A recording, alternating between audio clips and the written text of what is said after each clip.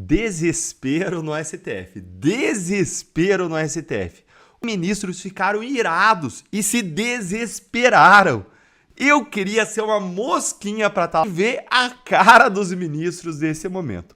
Houve um entendimento de que a Receita Federal teria muita dificuldade em cobrar pelo passado, que o governo anterior, como vocês sabem, não cobrou os impostos devidos. Toda atividade econômica tem que ser tributada, né? Independentemente da regularização. Ela tem que ser tributada. E há um esforço da Receita Federal de que o governo anterior não zelou, né, com as cautelas devidas para fazer valer a legislação brasileira. Então há um programa que está sendo montado dentro do relatório para que eles repatriem esses recursos e paguem 30% de impostos. 15% a título de imposto e 15% a título de multa. São 30% sobre o valor repatriado. Gostaria que eu utilizasse mais desta tribuna, deste púlpito, mas porque nós estamos no Congresso, no Parlamento Brasileiro, debatendo muitos assuntos ao mesmo tempo, e alguns deles, de fato, com pouca importância na vida dos brasileiros. E, às vezes, eu me penitencio também que nós poderíamos estar avançando nas agendas que dizem respeito ao futuro do Brasil, e a gente fica em debates, agressões, que, de certo modo, não interessam à sociedade brasileira. Isso está tomando muito nosso tempo, e eu acho que hoje o que a gente está fazendo aqui, nessa tarde, ao lado do líder Wagner, e tenho a honra e o privilégio de anunciar para vocês, também na presença do líder do governo no Congresso, Randolfo Rodrigues, e do nosso presidente Renan Calheiros, é um assunto que de fato interessa a sociedade. Então, por isso eu achei muito conveniente, um momento adequado que eu pudesse falar um pouco aqui ao Brasil e aos brasileiros em relação... O Alexandre de Moraes elogiou o colega Cristiano Zanin durante uma solenidade no Tribunal de Justiça de São Paulo nesta segunda-feira. O advogado de Lula recebeu o colar do mérito judiciário concedido pela Corte. Moraes avaliou que Zanin foi competente no que ele classificou como julgamento do século, uma referência ao julgamento do ex-presidente Jair Bolsonaro e de outros 7 réus pela suposta trama golpista. E teve a oportunidade de se mostrar um juiz presidente ponderado, um juiz presidente que soube levar talvez o mais difícil, se não o mais difícil, para a gente não plagiar o boxe, né? Sempre a luta do século, se não o julgamento do século. O Zanin ainda não fez nada. O que ele fez? Ele passou a palavra para cada votante. Aí é o seguinte, você tem... Ele chegou agora. Sim. Não sejam apressados, ele ainda vai prestar serviços. Agora, que serviço ele prestou? Deixar falar, assim, te passo a palavra, você fala, aí eu conto o voto, que isso aí é prestar serviços à pátria. E o Moraes é o seguinte, hein?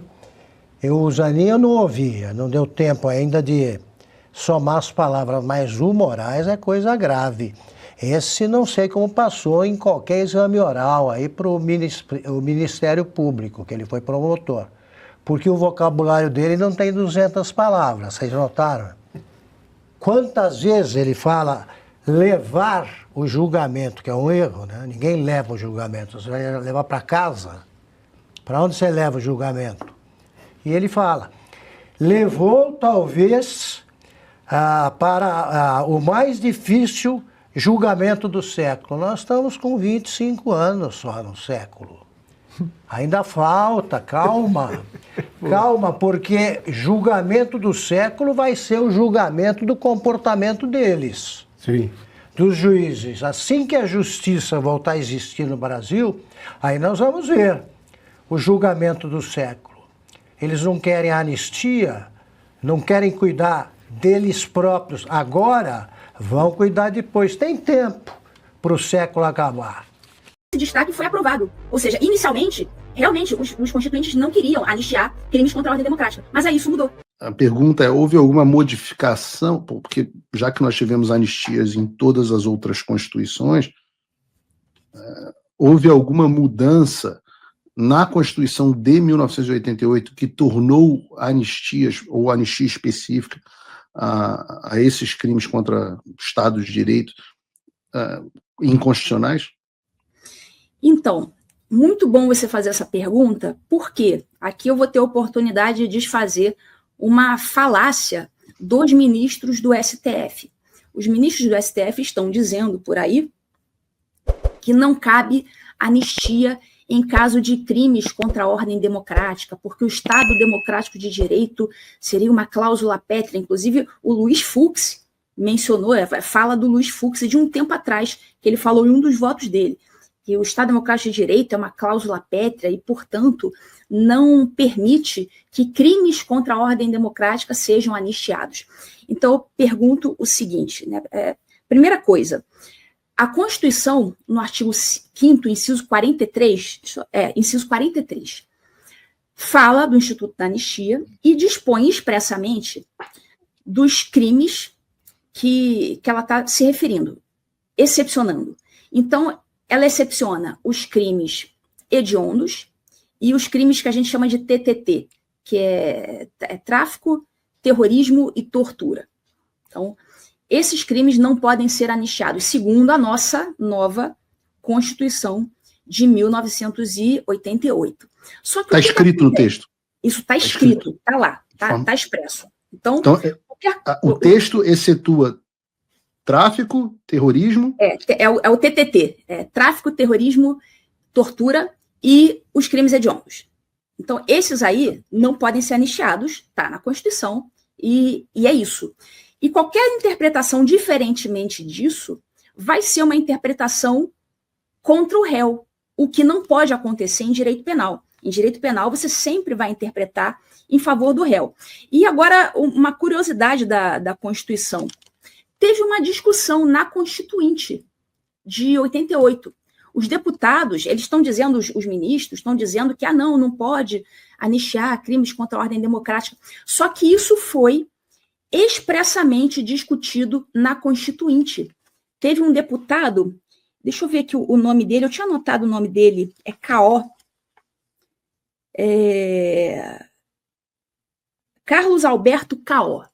Anotei aqui, Carlos Alberto K.O. Ele apresentou um destaque naquela Assembleia Constituinte.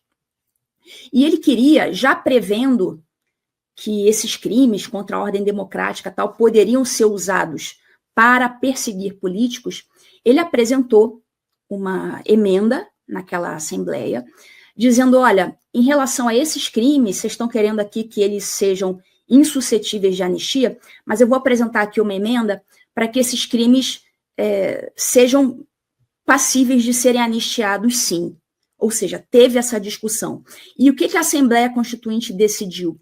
Decidiram que sim, que realmente esse tipo de crime deveria ficar de fora da proibição de anistia, ou seja, deveria ser anistiado se fosse o caso de quererem uma anistia. Então, essa discussão aconteceu na Constituinte. Não ficou claro, desculpa, Blood, eu não entendi direito. Então, os constituintes em 88 queriam retirar os crimes, não era só o TTT e crimes hediondos, eles queriam retirar também os crimes contra o Estado Democrático de Direito da... Isso, não queriam e aí que houve fosse um destaque específico para permitir que esses crimes... Exatamente, foi expressamente discutível. Houve um destaque, eu estou trazendo aqui até o nome do deputado, Carlos Alberto K.O. Está no Diário da Assembleia, anotei até o número, Diário da Assembleia Nacional Constituinte, de 23 de fevereiro de 1988. Houve esse destaque do deputado Carlos Alberto K.O., dizendo, não, vamos tirar esses crimes aí contra a ordem democrática dessa proibição de anistia, ou seja, vamos permitir que este tipo de crime seja anistiado, sim. E esse destaque foi aprovado. Ou seja, inicialmente, realmente, os constituintes não queriam anistiar crimes contra a ordem democrática, mas aí isso mudou. Ah, meu Deus, que coisa absolutamente impressionante. Então foi discutido, isso foi efetivamente debatido na nossa Constituinte. Então eu não sei se os ministros do STF não sabem disso Não sabem. ou estão fingindo que não sabem. Não sabem, não sabem. Eles vão continuar, agora eles vão saber, porque eles assistem o Paulo Figueiredo Show. Agora eles vão saber e vão fingir que não sabem. Mas isso é absolutamente incrível.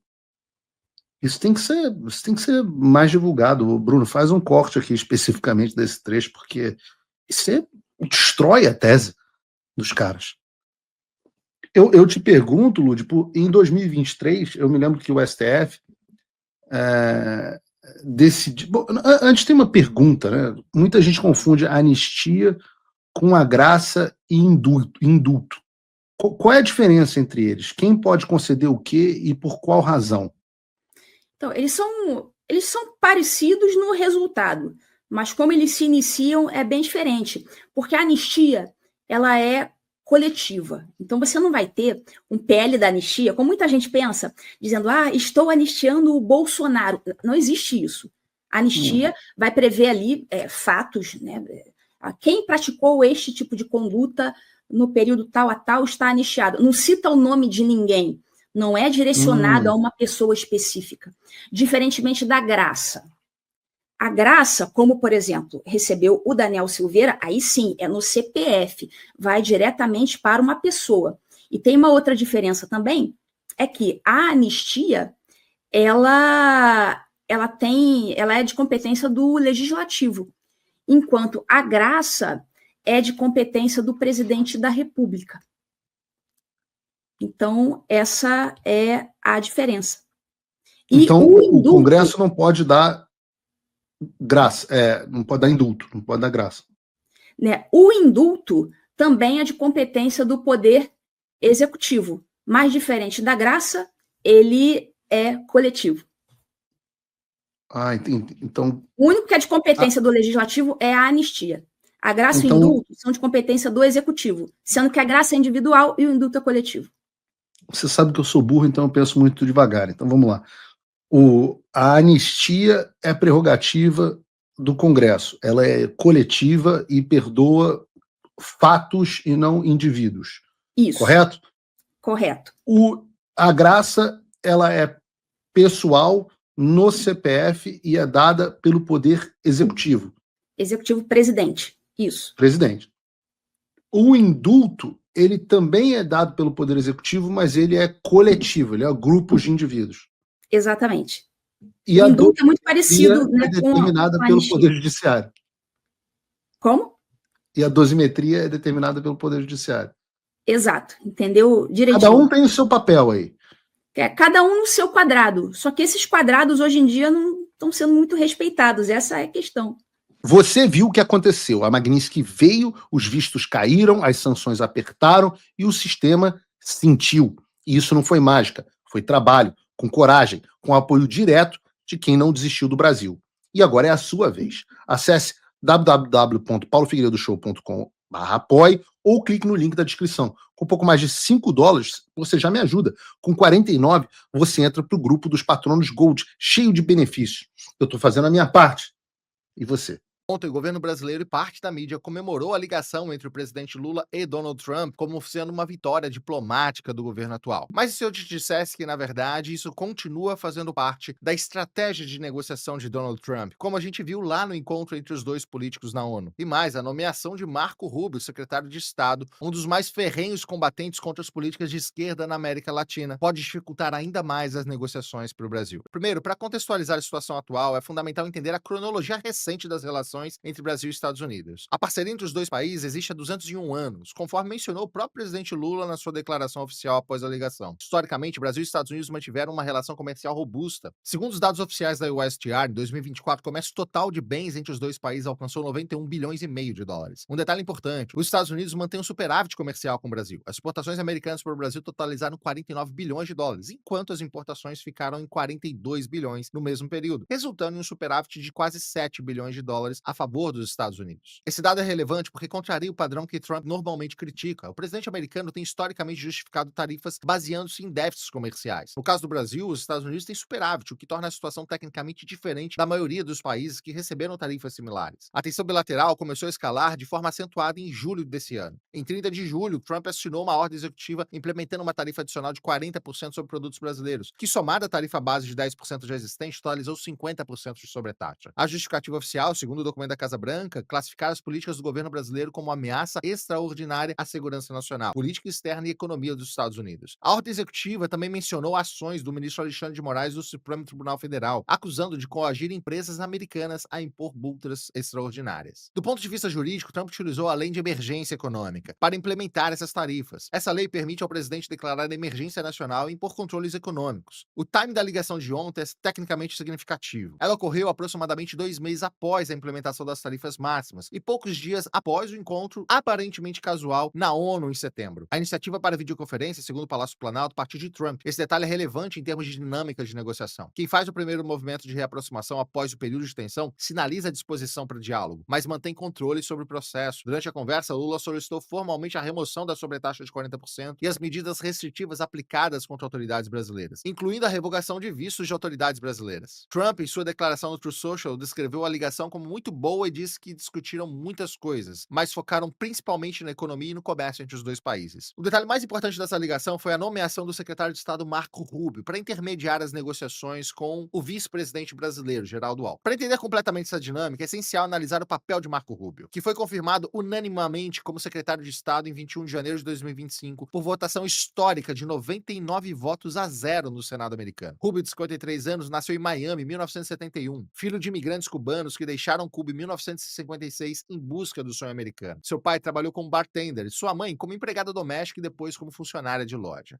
A história pessoal de Rubio é fundamental para entender suas posições políticas. Segundo sua própria biografia oficial do Departamento de Estado, ele foi atraído para o serviço público em grande parte por conversas com seu avô, que testemunhou como o comunismo destruiu sua terra natal. Crescer em Miami, cercado pela comunidade de exilados cubanos que fugiram do regime de Fidel Castro, formou profundamente a visão de Rubio de mundo e política. Em seu livro de memórias de 2012, Um Filho Americano, Rubio escreveu: "Eu sabia como o trauma do exílio, a descrença, a culpa e o senso de perda havia moldado suas vidas e minha própria. Eu sabia que o amor deles, nascido da gratidão pelo país que os recebeu e encorajou suas aspirações, e a perda que os trouxe aqui, os havia tornado vigilantes em sua observação de qualquer coisa que pudessem pensar que ameaçaria esse país." Essa formação resultou em uma posição política muito específica. Rubio desenvolveu oposição consistente e sistemática ao governo de esquerda na América Latina. Durante sua carreira no Senado desde 2011, ele se tornou um dos críticos mais vocais e ativos contra os regimes de Cuba, Venezuela e Nicarágua. Em seu discurso no plenário do Senado em 2021, durante protestos antigovernamentais em Cuba, Rubio foi enfático: "Devemos ser claros em nossa linguagem. Não condenamos apenas essa tirania, condenamos essa tirania comunista, marxista e socialista. Vamos chamá-la do que ela realmente é." Rubio foi descrito pelo New York Times em 2019 como tendo se tornado, de fato, um secretário de Estado virtual para a América Latina, durante o primeiro governo de Trump, através de sua influência sobre a estratégia de administração para a região. Ele foi o arquiteto de políticas de sanções severas contra a Venezuela, incluindo o reconhecimento do oposicionista Juan Guaidó como presidente em 2019. Ele também promoveu a reversão da reaproximação com Cuba iniciada por Obama, declarando em 2014 que faria tudo possível para obstruir e reverter essa política. Em relação ao Brasil, especificamente, Rubio tem manifestado críticas públicas. Em maio de 2023, comentando sobre declarações do presidente Lula criticando sanções americanas contra a Venezuela, Rubio escreveu em seu perfil oficial: "O Lula da Silva é o mais recente líder de extrema esquerda que branqueia a natureza criminosa do narco-regime de Maduro." Dias após o encontro com o presidente Biden, sob a política externa fraca da administração Biden, tiranos em nossa região se sentem encorajados a buscar apoio internacional. Em artigo publicado no The Epoch Times, em fevereiro de 2023, Rubio escreveu: "Soa paradoxal, mas o presidente Lula da Silva está buscando laços mais próximos, tanto com os Estados Unidos quanto com a China comunista. Por enquanto, isso significa que ele vai pegar o que ele puder, tanto dos Estados Unidos como do Partido Comunista Chinês, desde que beneficie sua agenda. O presidente Biden deve tomar uma linha firme com o novo presidente do Brasil, responsabilizando Lula com sua simpatia ao Partido Comunista Chinês, assim como outras ditaduras de mãos sangrentas, como as de Cuba, Nicarágua e Venezuela." Durante sua audiência de confirmação perante o Comitê de Relações Exteriores no Senado em janeiro desse ano, Rubio reiterou suas posições. Quando questionado sobre Venezuela, ele disse: "A administração Biden foi enganada da forma como eu sabia que seria. Agora, eles têm licenças gerais, como as empresas como Chevron estão fornecendo bilhões de dólares bilhões aos cofres do regime, e o regime não cumpriu nenhuma das promessas que fez. Sobre Cuba, Rubio declarou durante a audiência: o momento da verdade está chegando. Cuba está literalmente entrando em colapso, tanto geracionalmente, com todos os jovens saindo, quanto economicamente. Eles estão vivendo agora com apagões contínuos de 21 horas, e em alguns dias mais, porque o marxismo não funciona, porque são corruptos e porque são incompetentes. A escolha de Rubio como secretário de Estado é tecnicamente significativa para as relações com o Brasil por vários motivos. Primeiro, ela combina credenciais conservadoras sólidas com capacidade diplomática comprovada. Durante a audiência de confirmação, recebeu elogios bipartidários. A senadora democrata Jeanne Shaheen, principal democrata do comitê, o chamou de altamente qualificado para servir como secretário de Estado. Segundo ela, Rubio tem conhecimento profundo da América Latina e fluência em espanhol, o que lhe permite engajamento direto com líderes regionais. Terceiro, ele equilibra posições ideológicas firmes com capacidade de negociação pragmática quando necessário. Durante o primeiro governo Trump, ele apoiou tanto políticas de confronto quanto acordos comerciais quando viu benefício para os interesses americanos. Porém, este é um ponto crucial para entender a dinâmica de negociação com o Brasil. Rubio carrega uma desconfiança estrutural em relação a governos de esquerda na América Latina. Essa posição não é meramente política ou ideológica, é profundamente pessoal, enraizada em sua história familiar e na experiência da comunidade de exilados cubanos em Miami, entre os quais ele cresceu. Do ponto de vista diplomático, isso significa que Rubio aborda negociações com governos de esquerdas na região através de uma lente específica. Ele vê esses governos com ceticismo fundamental sobre suas intenções e busca garantias concretas de que não estão alinhadas com o que ele chama de eixo autoritário de Cuba, Venezuela e Nicarágua, ou expandindo a influência chinesa na região. No caso específico da negociação atual entre Trump e Lula, Rubio funciona como uma força que provavelmente pressionará por concessões substanciais do Brasil em troca da remoção das tarifas. Suas declarações públicas anteriores sobre Lula sugerem que ele vê o presidente brasileiro como alguém que precisa ser responsabilizado por posições que Rubio considera problemáticas. Ao mesmo tempo, a confirmação unânime de Rubio no Senado demonstra que ele tem credibilidade bipartidária suficiente para conduzir negociações que sejam aceitáveis, tanto para conservadores quanto para democratas. Sua experiência prática em política externa, especialmente na América Latina, significa que ele entende as nuances necessárias para alcançar acordos que funcionem. A prioridade declarada de Rubio para o Departamento de Estado é implementar a política America First, ou seja, América em primeiro lugar, mas ele também enfatizou a importância de fortalecer alianças estratégicas. Em um discurso aos funcionários do Departamento de Estado em seu primeiro dia no cargo, Rubio elogiou os talentos da agência e defendeu seus funcionários, embora tenha advertido que mudanças viriam sob a administração do Trump. Do ponto de vista das relações com o Brasil, Rubio representa um interlocutor com profundo conhecimento da região, capacidade técnica para negociações complexas, autoridade política para mediar entre posições de Trump e as necessidades diplomáticas de longo prazo, mas também com uma predisposição ideológica que favorecerá exigências firmes do Brasil em questões em que ele considera relacionadas à governança democrática, alinhamento geopolítico e principalmente contestação da influência chinesa na região. Agora voltemos à questão da ligação e como que isso faz parte da estratégia de negociação de Donald Trump. Em 87, quando ele publicou o seu livro A Arte da Negociação, fica claro como a sua estratégia funciona como um mapa mental sobre como ele enxerga o poder, risco e influência em negociações. A situação atual com o Brasil segue padrões muito específicos descritos naquele livro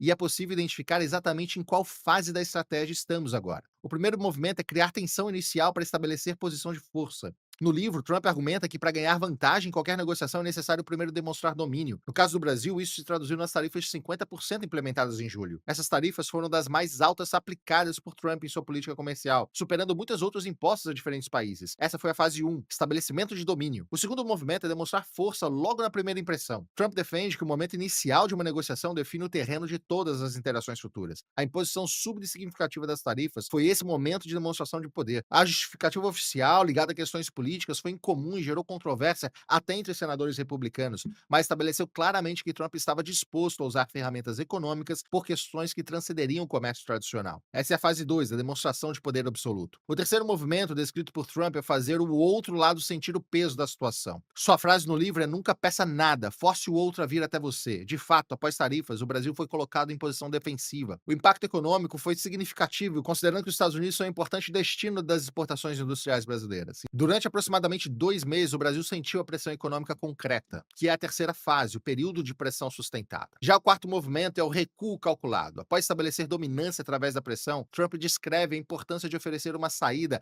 que faça o negociador parecer magnânimo. A ligação amigável de ontem e a concordância de encontrar pessoalmente representam esse movimento. Trump não removeu as tarifas durante a conversa, mas sinalizou abertura para diálogo, o que foi interpretado positivamente por ambos os lados. Essa é a fase 4, abertura controlada para a negociação. E é exatamente aqui que o Brasil está, nessa fase 4. Um momento de recuo calculado de Trump. Essa é a fase mais crítica da estratégia, porque é quando Trump oferece o diálogo sem abrir mão da alavanca de pressão. As tarifas permanecem ativas, mas agora existe uma mesa de negociação. O Brasil chega nessa mesa precisando de algo concreto, a remoção das tarifas. Trump chega nessa mesa já tendo tudo que tinha antes de julho, mais a posição de poder estabelecida pelas próprias tarifas. O quinto movimento é controlar a narrativa do resultado. Trump argumenta que negociar é tanto sobre percepção quanto sobre termos concretos. Após a ligação, ele publicou declarações positivas no Truth Social, enfatizando o foco em economia e comércio. A Casa Branca destacou o tom amigável e a boa química entre os líderes. Essa narrativa permite que Trump seja visto como líder que busca solução pragmática,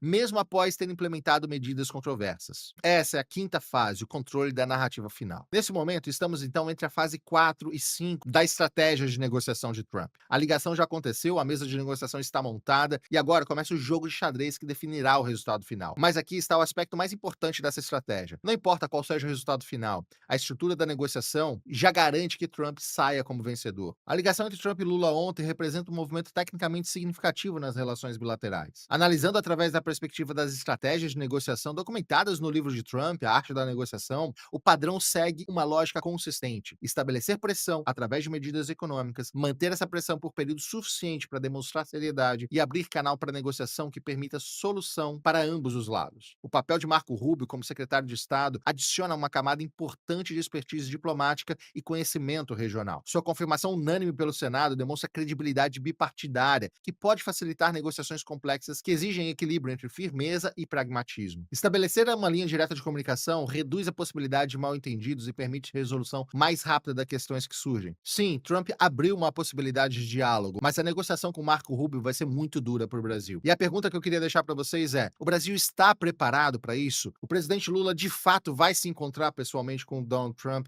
e enfrentar face a face as acusações que o presidente americano está disposto a fazer contra o governo brasileiro? E o vice-presidente Geraldo Alckmin vai conseguir enfrentar a dureza com que Marco Rubio vai tratar as negociações com o Brasil? Não, imagine, Alexandre de Moraes nunca atuou de forma abusiva, arbitrária ou ilegal, jamais. Tudo o que ele faz é respeitar cada uma de todas as leis vigentes no Brasil. É um homem guiado pela Constituição, pelo que está escrito em todos os artigos, parágrafos, incisos. Ele é pródigo nesse respeito sem contornos, reto, rígido a todas as legislações, a todos os códigos, regimentos, estatutos, a todas as portarias e sei lá mais o quê. Claro que é Moraes quem afirma tudo isso. Ele, seus amiguinhos no Supremo, seus companheiros de ocasião no Executivo e no Legislativo e a imprensa amiga, não dá para esquecer. O problema é que mesmo os melhores mentirosos acabam se entregando. A semana que passou revelou mais uma vez que Moraes, sim, comete crimes. A semana que passou revelou mais uma vez que a imprensa de estimação do ministro do STF, sim, até aqui foi cúmplice dessas práticas ilegais. São dois exemplos simples, mas que destroem as narrativas fajutas de que Moraes salvou a democracia. Se leis foram rasgadas, interpretadas maliciosamente, inventadas, criadas, nada foi salvo, nada foi resgatado, restabelecido e protegido dos 213 milhões de tiranos. No domingo passado, a Folha de São Paulo publicou mais um editorial criminoso. É um conteúdo que volta e meia surge não apenas na Folha, mas em outros veículos tradicionais que já foram importantes. Não só em editoriais, chancelado como opinião do jornal, mas em textos de colunistas, de articulistas. O título, dessa vez, era "Sob Fachin, Supremo precisa buscar a autocontenção". O subtítulo: "Concluído o julgamento que condenou Bolsonaro e militares por tentativa de golpe, inédito no país, Corte deve abandonar ativismo, heterodoxias e excessos". O que esses jornalecos têm dito nos últimos meses, empilhando seus crimes e os crimes do sistema, é que contra Bolsonaro, seus aliados e seus apoiadores valia tudo. Agora que o bolsonarismo foi derrotado, está na hora de voltar ao império das leis. Mais uma vez, a Folha parte para eufemismos canalhas e não chama pelos nomes corretos o que o Supremo, de um modo geral, vem fazendo desde 2018. Abusos, arbítrios e ilegalidades serão sempre abusos, arbítrios e ilegalidades, não importa a vítima da trama macabra. O texto da Folha diz que, com Bolsonaro na presidência, o país sofreu as pressões mais agudas em 4 décadas de redemocratização. O folhetim estudantil revolucionário reconhece que o enfrentamento a isso que o jornal não define, não conceitua e não exemplifica se deu com heterodoxias e excessos por parte dos magistrados. Agora está na hora de trilhar o caminho de volta à normalidade. Fica muito claro o reconhecimento da ilegalidade dos inquéritos opacos e intermináveis tocados por Moraes, sem objeto definido, com decisões de inclinação censória e arbitrariedades como ordens monocráticas sigilosas. De novo, o jornaleco afirma que Moraes errou ao tomar para si funções da Procuradoria-Geral da República e que o STF invadiu competências do Legislativo, modificando e criando leis. Essa imprensa não desistiu apenas de ser imprensa, resolveu entrar com tudo no mundo do crime. Por isso, decidiu também ignorar todas as denúncias com provas sobradas apresentadas contra Alexandre de Moraes por seu ex-assessor no TSE. Eduardo Talhaferro foi levado na última quarta-feira a uma delegacia da Itália, onde está vivendo. Tudo porque o ministro do STF quer que ele seja extraditado para o Brasil. O motivo? Talhaferro teria divulgado informações sigilosas do gabinete de Moraes. Usando contra Talhaferro o artigo 325 do Código Penal, que pune quem revela segredo em razão da função que exerce, Moraes reconhece que as provas apresentadas contra ele por seu ex-assessor são verdadeiras. Do contrário, o estaria processando por calúnia, injúria ou difamação. E nesse caso, o interesse público está ao lado de quem revela o segredo, não de quem o guarda. Portanto, é um absurdo que Talhaferro seja encurralado e o conteúdo divulgado por ele não seja investigado. Ninguém, nem a Itália, nem a imprensa, pode aceitar que um ilícito exposto seja ignorado e que o denunciante seja perseguido, muito menos pelo próprio denunciado. O governo brasileiro publicou essa nota aqui, a nota oficial, telefonema entre os presidentes Lula e Donald Trump. O presidente Luiz Inácio Lula da Silva recebeu na manhã desta segunda-feira, 6 de outubro, um telefonema do presidente Donald Trump dos Estados Unidos. Em tom amistoso, os dois líderes conversaram por 30 minutos, quando relembraram a boa química que tiveram em Nova York por ocasião da Assembleia Geral da ONU. Os dois presidentes reiteraram a impressão positiva daquele encontro. O presidente Lula descreveu o contato como uma oportunidade para a restauração das relações amigáveis de 201 anos entre as duas maiores democracias do Ocidente. Recordou que o Brasil é um dos 3 países do G20 com quem os Estados Unidos mantêm superávit na balança de bens e serviços. Solicitou, aqui estão os pedidos, né? A retirada da sobretaxa de 40% imposta a produtos nacionais e das medidas restritivas aplicadas contra autoridades brasileiras. Tá, mas e ofereceu o quê? Nada, por hora. Só pediu, retira aí. Tá bom. O presidente Trump designou o secretário de Estado Marco Rubio para dar sequência às negociações com o vice-presidente Geraldo Alckmin, o Mauro Vieira e o Haddad. Ambos os líderes acordaram encontrar-se pessoalmente em breve. Lula aventou a possibilidade de encontro na cúpula de ASEAN, na Malásia, reiterou o convite a Trump para participar da COP30 em Belém e também se dispôs a viajar aos Estados Unidos. Tá disposto para ir, hein? Aí que ia falar na hora certa, agora tá se oferecendo para tudo. Bom, com isso daqui, foi o suficiente para a imprensa brasileira começar a fazer a festa. Vou trazer algumas matérias, vocês devem ter visto ontem, mas só para a gente, se posicionar. Trump ignorou Bolsonaro em conversa com Lula e ministros comemoram. O julgamento do ex-presidente não foi tema do diálogo entre os dois presidentes nesta segunda. Para integrantes do governo, isso mostra que o ex-presidente perdeu importância junto ao governo dos Estados Unidos. Será? Bom, isso aqui é a versão da Mônica Bergamo, amiga dos petistas, dando voz ao petismo. A gente vai poder ver isso aí nos próximos dias. Será que a Mônica Bergamo está certa? Não sei. Acho que não é bem assim. Bolsonaristas oscilam entre ignorar telefonema e dizer que Lula cai na armadilha de Trump. Tá, e era pra fazer outra coisa? Porque a matéria, sei lá, parece que trata como se os bolsonaristas estivessem errados nos seus posicionamentos. Era pra fazer o quê? Celebrar a conversa? Não entendi. Enfim, aliados de ex-presidente se dividem sobre fator Rubio e outros optam por divulgar ato a favor de anistia. Ligação entre americano e presidente brasileiro ocorreu na manhã desta segunda, dia 6. Aí vem o Estadão. Química entre Lula e Trump deve ter aumentado ainda mais. Avalia Sérgio Vale, economista-chefe da consultoria MB Associados, interpreta que o presidente norte-americano deixou a questão política de lado e passou a focar no debate econômico. Deixou a questão política de lado.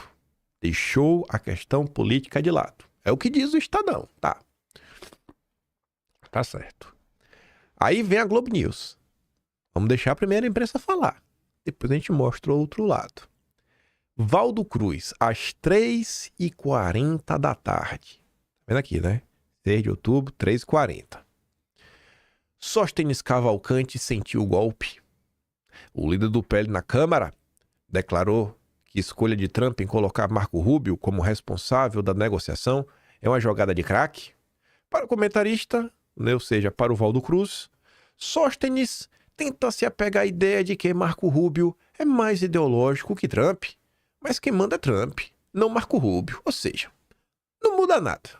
O fato de ser Marco Rubio, sabe? Como diz o Estadão, deixou a política de lado, deixou tudo de lado.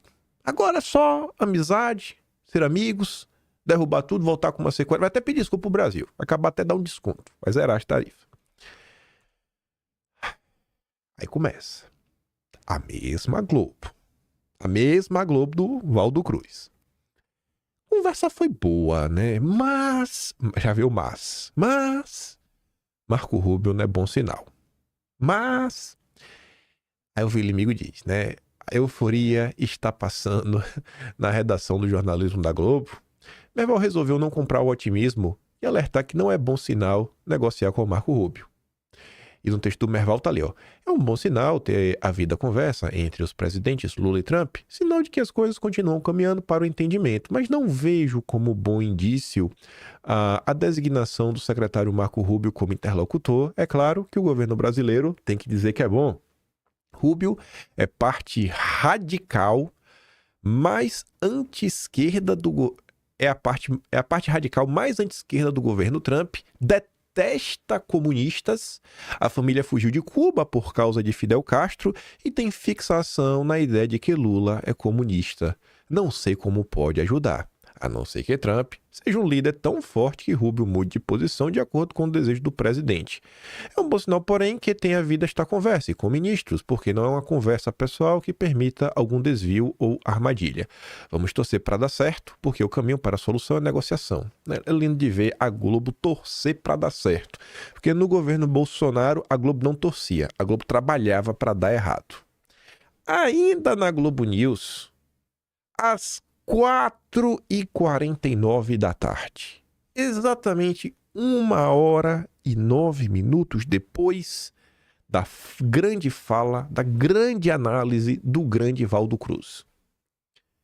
Ex-secretário de Comércio Exterior do Brasil. Bom, eu acho que é alguém que tem algum conhecimento, né? Ex-secretário de Comércio Exterior. Não está se discutindo comércio, tarifas. Então, acho que esse rapaz aqui deve ter algum fundamento, senão ele não tinha nem sido chamado para ir na Globo News. Então, o ex-secretário de Comércio Exterior do Brasil diz que, com a indicação de Marco Rubio como interlocutor dos Estados Unidos, o fator político vai estar sobre a mesa de negociação. Oxê. Uai. Não. É fake news. Porque o Estadão me garantiu que não, pô. O Estadão me garantiu que não. Deixou a questão política de lado. O Estadão me garantiu que não. E agora? Eu acredito em quem? No Estadão ou na Globo News? Quando eu tava assistindo, não consegui terminar ainda, mas estava muito bom. Um típico debate que você não escuta no mainstream das redes sociais, que já é um ambiente alternativo. É o Murilo Rezende. O Murilo é lá do Instituto Borborema. Cara de direita, né? Só que tem uma visão econômica bem diferente. Aí ele tava lá no Três Irmãos falando sobre os bancos, usura, criticando bastante tudo que está acontecendo. E aí ele fez uma ponderação que às vezes a gente não para pensar, que ele fala o seguinte: toda vez que a imprensa chama um economista para falar, que é esse caso aqui, ó, economista-chefe, ele perguntava pros hosts: onde é que economista trabalha? Onde é que economista trabalha? Ele perguntou isso. Daí eu fiquei pensando, realmente, né? Onde é que economista trabalha? Eu nunca trabalhei numa empresa no Brasil, nem vi aqui alguém que contratasse um economista. Na empresa que tu trabalha, tem um economista, a vaga para economista. Normalmente, qual tipo de lugar que contrata economista? Bancos? Casas de investimento? Mas não parte do tempo são os bancos. E quem é que a imprensa leva para falar de questões econômicas? Economistas. Será que os economistas vão falar algo que os seus empregadores não querem ouvir? E aí, quando a gente para e pensa no cenário político eleitoral brasileiro, onde toda a Faria Lima trabalha dia sim, dia também, para tentar destruir o bolsonarismo ou qualquer força antissistema, quando você vê esse tipo de coisa, fala: rapaz, não é que isso realmente faz algum tipo de sentido? Economista é um negócio complicado, né? Só arruma emprego em banco. Mas aí, né? A Welber Barral cita a questão da liberdade de expressão e o papel da China na América Latina. Parece que a política vai estar na mesa. Mas isso aqui, obviamente, não convence ninguém, né? Só um único comentário da Globo News não é suficiente para rebater a passada de pano do Estadão. Mas vamos lá.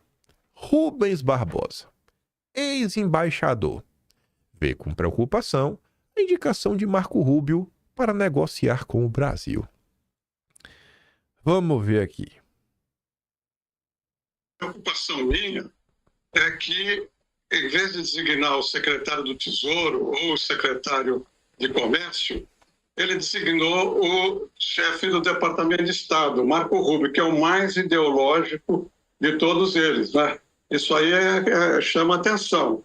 Quer dizer, normalmente ele devia ter designado o secretário de Comércio para continuar essas conversações. Agora, eu acho que ele designou o Marco Rubio porque, como vocês sabem, a base jurídica para a imposição dessas tarifas, a Lei de Emergência Econômica Americana, na sigla americana IEEPA, ela é administrada pelo Departamento de Estado, não pelo Departamento de Comércio. Talvez seja essa a tecnicidade aí da designação do Marco Rubio. Agora, a designação do Marco Rubio complica para a gente, porque todas essas sanções que foram colocadas aqui saíram do Departamento de Estado, né? Vamos ver agora como é, depois dessa conversa, como é que o Departamento de Estado vai reagir. Bora ver, né? Bora ver. Mas eu tenho certeza, gente, que para vocês não é o suficiente só ouvir da boca de um ex-embaixador, principalmente quando ele diz, né, que o normal é escalar alguém do Departamento de Comércio, Departamento do Tesouro. Eu sei que vocês não se dão por satisfeitos com isso. A gente vai chegar lá. A gente vai chegar lá, já já. Com calma. Diferente da imprensa, a gente prova. Meu Caio Junqueira. Setor privado adota otimismo moderado após a ligação entre Lula e Trump. Por quê? A leitura é de que ter Marco Rubio conduzindo as negociações não é um bom sinal. É que ele é próximo ao bolsonarismo e defendeu o tarifaço e as sanções às autoridades brasileiras em razão do julgamento contra o ex-presidente Jair Bolsonaro. E aí? Fico com Valdo Cruz? Fico com o Estadão? Ou fico com Caio Junqueira? Eu fico com o flautista de Genebra. Para mim, que eu quero saber o que está acontecendo lá fora. E se é por ficar feliz ou triste, é ele. Sempre ele. Escolha de Trump para negociar com o Brasil preocupa setor privado nacional, que é exatamente o que o Caio Junqueira disse, mas com mais detalhes. A esperança era de que os canais de diálogo não passassem pelo secretário de Estado norte-americano, responsável por escrever as partes mais duras do discurso de Trump na ONU contra o Brasil. Quando o presidente americano desviou do texto para elogiar Lula, Rubio não disfarçou sua frustração.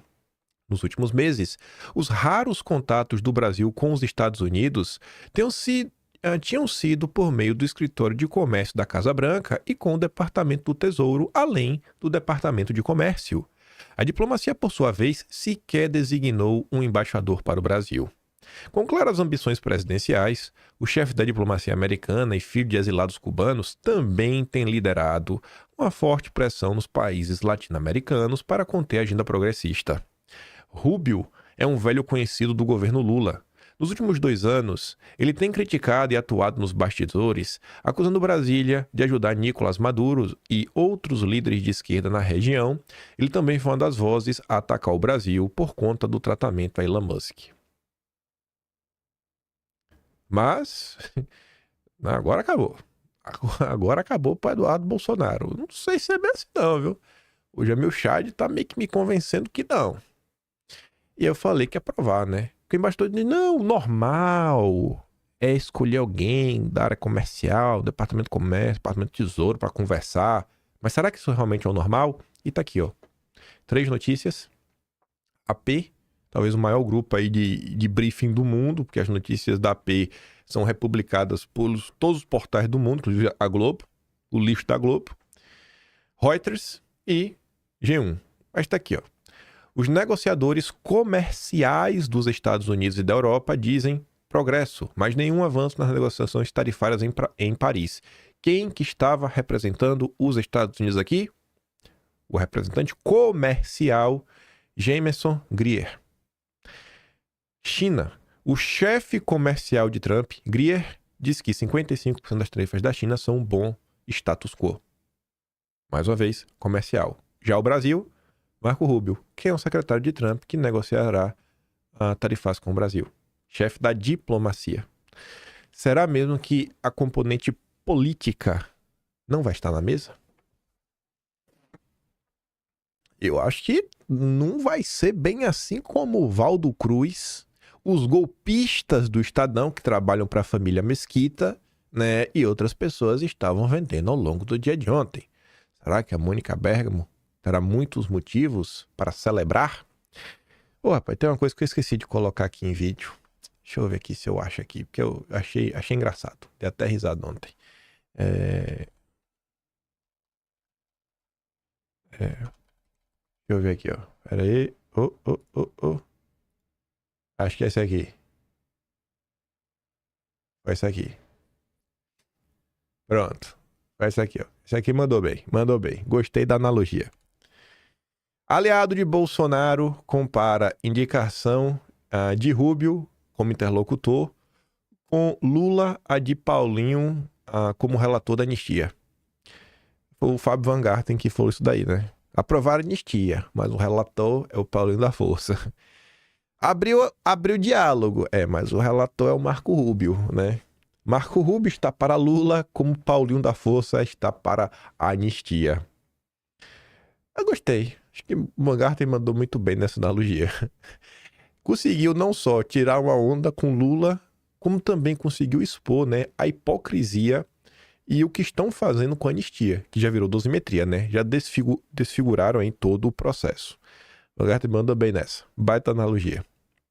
Mas vamos voltar. Brian Winter. Quem é Brian Winter? Vou até falar primeiro quem ele é. Brian Winter é coautor com FHC do livro O Presidente Brasileiro por Acidente, né? Uma memória. Não foi por acidente, né? O FHC foi feito. Mas enfim, ele é parceiro do FHC. A pergunta que eu fiz pro GPT foi a seguinte: quais os vínculos e ligações entre Brian Winter e o ex-presidente FHC? Porque eu sabia que eles são parça. Análise e entrevistas. Como analista político, comentarista especializado na América Latina, Winter frequentemente cita FHC em suas análises, escreve sobre políticas, histórico, legado e influências de FHC no Brasil contemporâneo. A Globo trata como um grande analista de América Latina e tudo mais, e este rapaz, que eu acho que não é direita, que inclusive também está no Council of the Americas, grupo ligado aos Rockefeller, sobre a ligação entre Trump e Lula desta manhã. Os brasileiros acham que correu bem, mas, eu não gosto dessa palavra, mas nomear Marco Rubio como homem de ponta de Trump é o caminho mais difícil para o Brasil. Ele é um cético de longa data em relação a Lula e pode insistir em demandas relacionadas à Venezuela, China e muito mais. Aí vamos voltar pra gente falar de algumas coisinhas. A safadeza e a vagabundagem da turma da Globo. Eduardo postou aqui a notícia.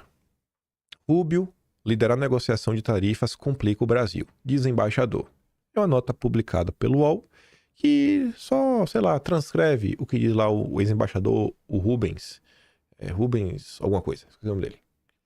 Aí, olha o que Eduardo disse. Não complica o Brasil, nos ajuda.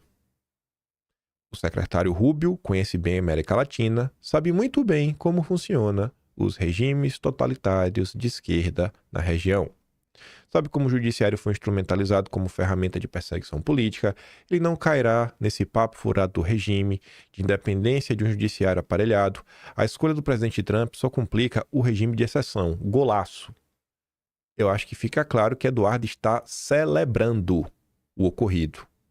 Eu acho que vocês, o português, né? O português, eu acho que deixa isso claro. Mas talvez não, talvez nós sejamos burros. Espertos são os vagabundos da Globo.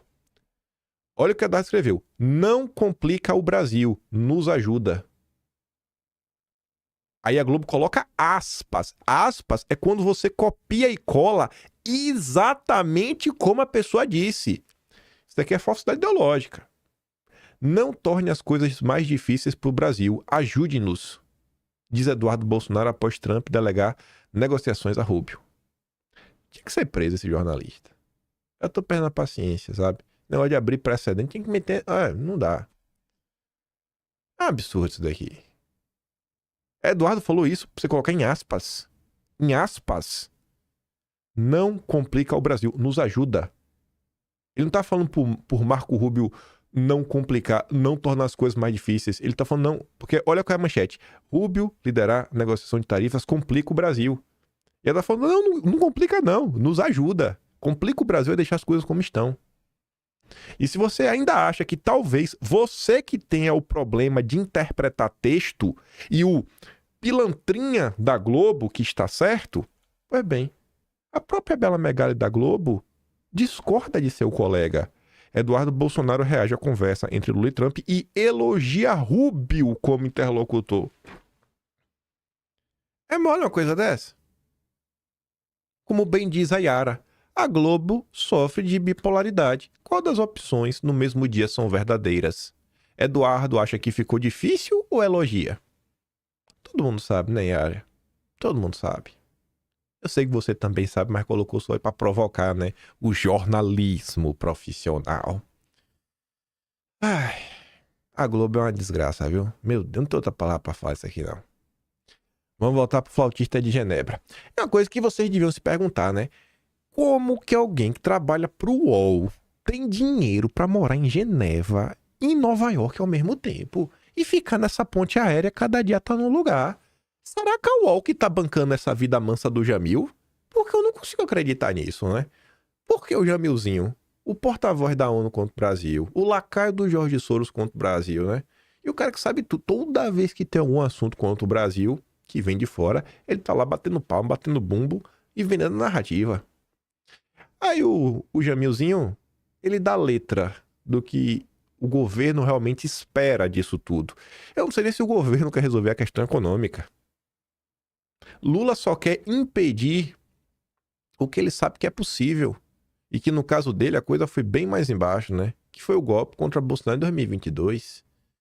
Lula tenta congelar a crise e evitar a ingerência de Trump na eleição de 26. A meta final é política.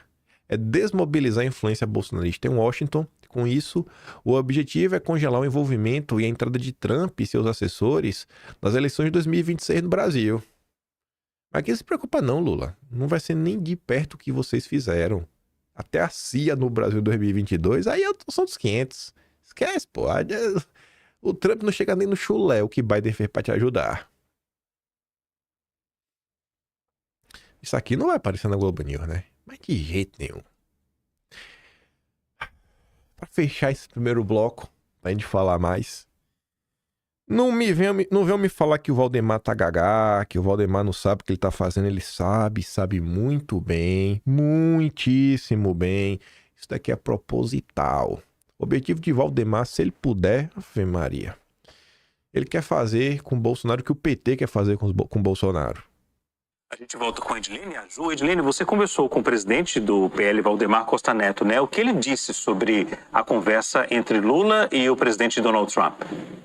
Pode parecer surpreendente, Leandro, mas ele disse que gostou muito desse encontro, que acha que Brasil e os Estados Unidos devem acertar as tarifas, como os Estados Unidos fizeram com outros países em outras ocasiões, ao longo desse tarifaço, dessas tarifas diferentes que têm sido aplicadas na sua gestão. E em relação ao ex-presidente Jair Bolsonaro, Valdemar da Costa Neto diz que tem esperança de que ele não seja abandonado por Donald Trump.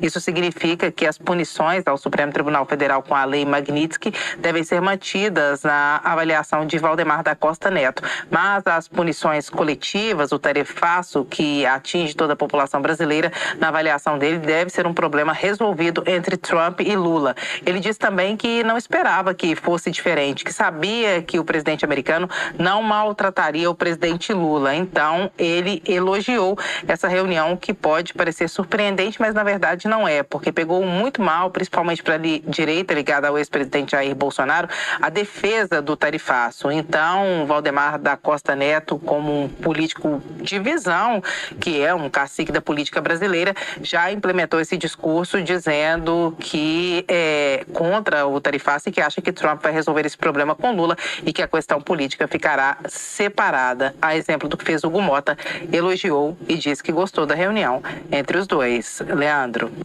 O que eu não vejo o Valdemar falar, porque quem controla a coleirinha dele, quem troca a fralda suja dele, toda a cagada, é o Duda Lima, é da prisão ilegal de Bolsonaro.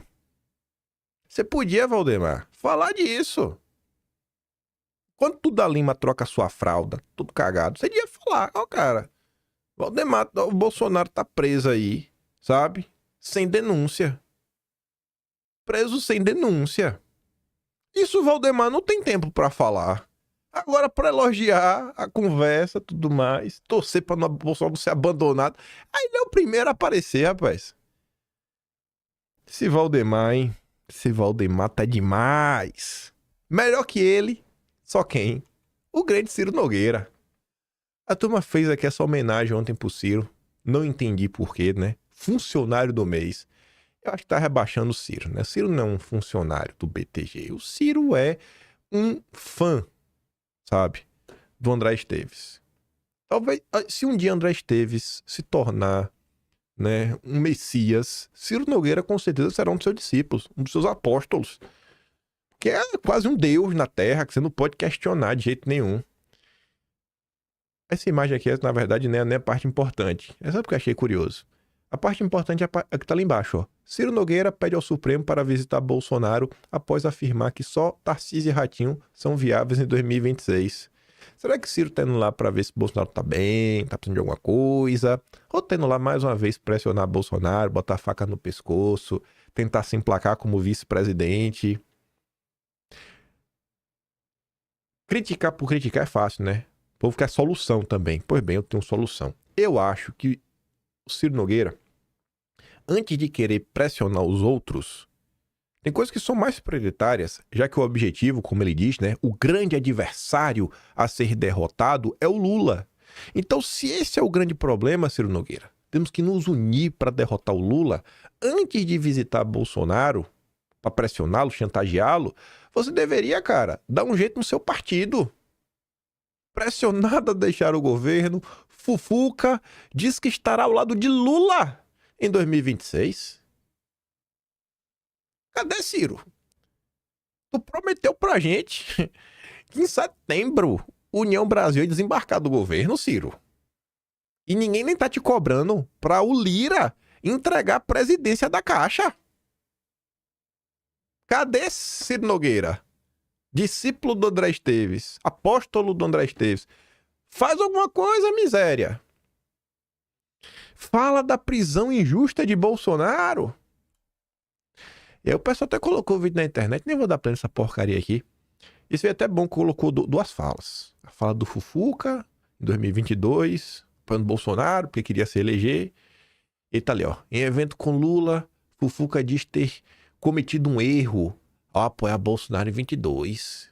Fufuquinha afirmou, entretanto, que sua alma, coração e força de vontade estarão do lado de Lula nas eleições de 2026. Ciro Nogueira, resolve teu partido primeiro, cara. Dá teu jeito aí, dá teus pulos. Só abrindo parênteses, né? Antes de falar um pouco mais da União da Direita, seu Kassab também, né? Devia tomar conta do próprio partido. Otto Alencar, da Bahia, avisou Ratinho Júnior que apoia Lula em 2026. Ai. Mas, Ciro, o problema não são os problemas são os bolsonaristas, né? No final do dia, o problema sempre são os bolsonaristas, cara. É incrível. Aí corta pra União da Direita. Se Bolsonaro apoia Tarcísio, anúncio não será feito agora. Tem que deixar tudo no clima. Eita, calma, Faria Lima. Calma, André Esteves. Aí Renato diz, né? O Valor Econômico está sugerindo ao mercado esticar o trade T até abril. Vai acabar infartando muito liberal o Ciro Nogueira. Há interesse em manter o ambiente de expectativa, especulação e acomodação de interesse. E não só isso. Manter um clima, né, que talvez valha a pena comprar determinadas ações. Que caso um presidente liberal vença, tendam a se valorizar. Talvez algumas pessoas da Faria Lima já perceberam que isso não vai acontecer, mas como já compraram ações e querem vender essas ações sem perder dinheiro para os orelha seca, mas é bom manter esse clima. Não, teremos um grande presidente liberal a partir de 2027. Enfim, essa postergação também tensiona o sistema político para o desespero do Centrão. A direita limpinha quer previsibilidade, o Centrão quer preço e os liberais querem que o risco Bolsonaro seja neutralizá-lo antes de alocar capital político. Aí corta por liberais. Temos ali o Canseira, é um liberal lá do Twitter. Bolsonaristas da direita aloprada terraplanista destroem tudo e todos que tocam, pois são a seita radical.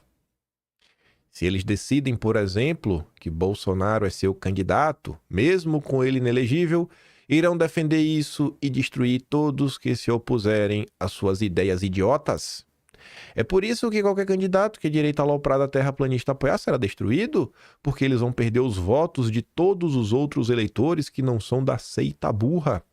Eles simplesmente acham que o mundo gira na sua volta e o voto dos outros 90% não importam. É a burrice em grau máximo. Aí o Mafinha responde. O Mafinha fala assim, ó, eu vou colocar essa carapuça. Eu, pessoalmente, eu não destruo ninguém. Destruir para mim é o que fizeram com os bolsonaristas nesta década. Prisões ilegais, bloqueio de contas, exílio, né? Destruição de empresas, de canais, impedir que a pessoa ganhe dinheiro com o próprio trabalho. Isso é destruição. Isso é destruir. Criticar e se manifestar nas redes sociais, isso não é destruir. Outra coisa, é impressionante como nos desprezam. Nem para conquistar nossos votos, os liberais conseguem ser minimamente educados. Ou somos chamados de aloprados, ou de gado, ou de golpistas. Depende da época do mês. E o nosso crime? Qual o crime dos bolsonaristas? É defender a nossa agenda, nosso movimento político, defender o nosso líder. Não pode defender o Bolsonaro. Somos obrigados a aceitar os nomes que eles escolhem. E aí o Mafinha diz, eu não sou obrigado a nada, ainda, né? Talvez chegue o dia de realmente ser obrigado. Mas não sou obrigado a escolher nada. Mais um dia que o Carlos tenta falar, mas segue falando para as paredes, porque não encontra eco na classe política. Jair Messias Bolsonaro, o principal líder político do país, segue preso ilegalmente, torturado diariamente, enquanto nenhum integrante da chamada União da Direita se manifesta com uma única palavra ou ação jurídica e política diante da destruição completa da democracia brasileira. Que tipo de movimento político é esse?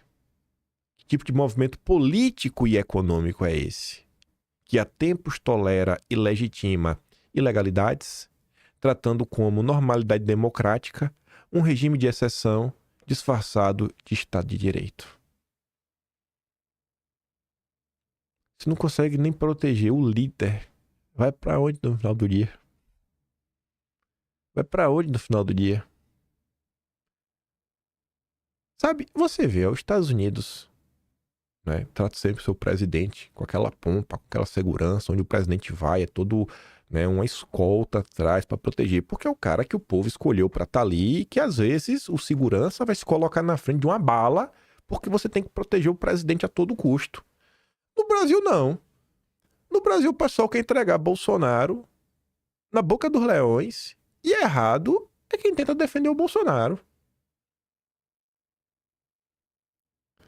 É o liberalismo brasileiro.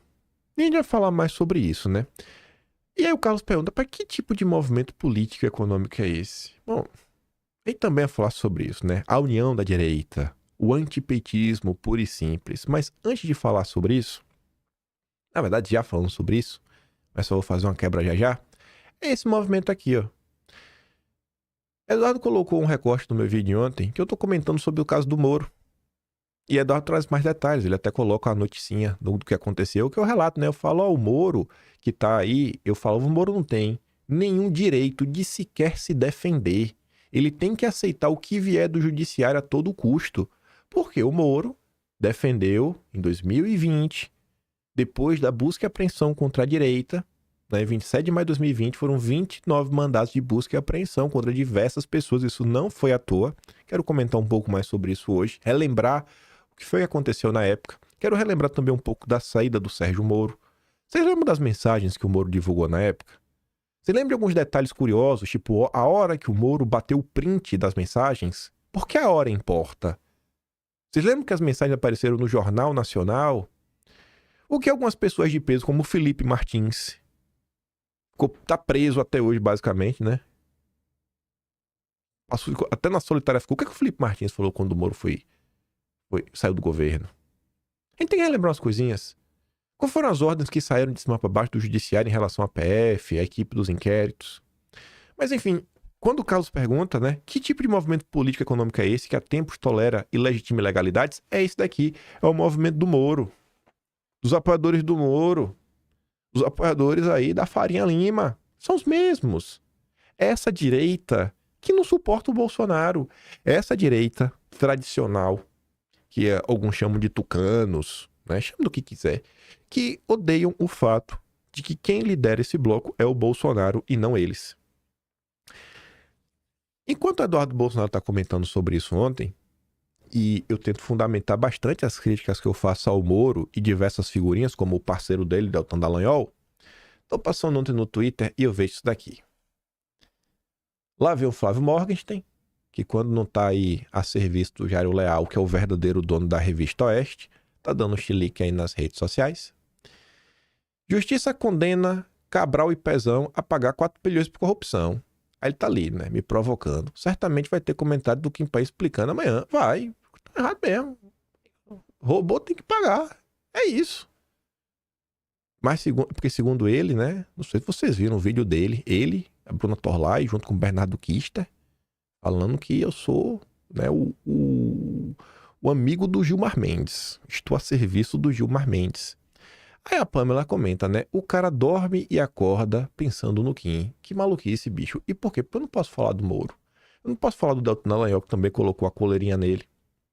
E aí eu quero comentar as coisas com vocês, né? Ele ficou muito incomodado ontem com aquela postagem do Eduardo. Aquele recorte do Eduardo, esse aqui, ó, deixou ele muito revoltado. Mas como assim? Eduardo postou um recorte desse orelhudo. Aí, olha que curioso. O Eduardo, ele só tá mantendo a coerência. O Eduardo não tá me fazendo nenhum favor nem nada. O Eduardo, ele só tá mantendo a coerência. E é por coisas como esta que eu apoio o Eduardo. Por ser uma pessoa coerente. Por ser uma pessoa que consegue compreender que tem coisas que não são erros, não são aleatoriedades. E é por conta disso daqui que nós enfrentamos a perseguição e a ditadura que se instaurou no Brasil hoje. Quando o Moro defendia que ninguém sério questiona o poder da Suprema Corte de dar a palavra final, Eduardo rebatia o Moro, dizendo: tenta mudar a primeira e a segunda emenda através de uma mutação constitucional para você ver. Vai lá. Mas eu não posso falar do Moro, não. Senão o mão mole não deixa. Fica bravinho. Aí, curiosamente, eu fui ver as respostas. O mesmo Bernardo Kister que tá lá me ofendendo ao lado do mão mole também estava criticando o Moro na época. E aí, Morgenstern? O grande Guten Morgen? Eu estou errado e você... Eu estou certo, você está errado. Se você discorda de mim, você está errado. E aí, irmão? Fala mal do teu amigo aí. E quando ele fere a própria interpretação, muda a Constituição, instaura inquérito ilegal, cria as leis, interfere no Executivo, nega acesso aos autos, barra advogados e mente publicamente sobre processos.